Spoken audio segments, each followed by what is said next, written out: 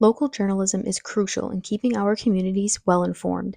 Many say it's a cornerstone in our democracy. With the advent of a new media landscape ruled by tech giants, local journalism seems to be dying, and that's something we should all be concerned about. A democracy is a government of the people. People are the ultimate source of power and authority. A great local newsroom acts like a mirror. Its journalists see the community and reflect it back. That information is empowering, seeing, knowing, understanding. This is how good decisions are made. A 2022 report by Northwestern University shows that since 2005, the United States lost over a fourth of its newspapers, leaving too many communities without any source of local news. The newsrooms that continue to survive only employ an average of 6 reporters.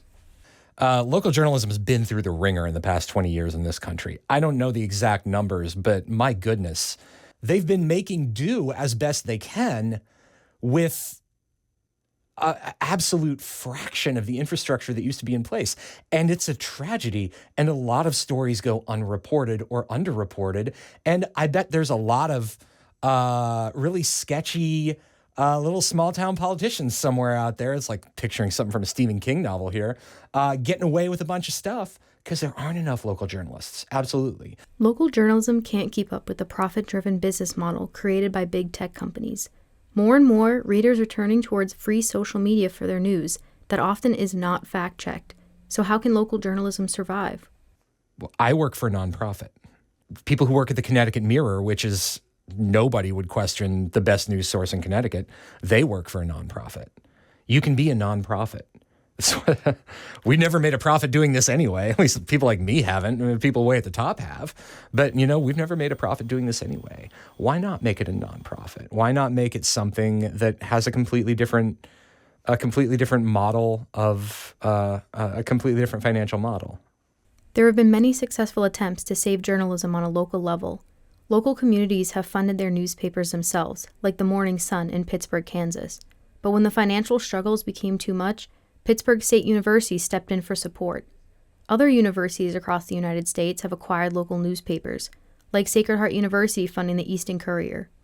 Professor Marie Soma, who leads the Sacred Heart journalism class for the Easton Courier, says locally the print edition of the Easton Courier ceased in 2018 because of loss of advertising dollars. She also says Sacred Heart funding the local newspaper means that we can continue to provide local quality journalism that serves the Easton community by being an independent watchdog of authority.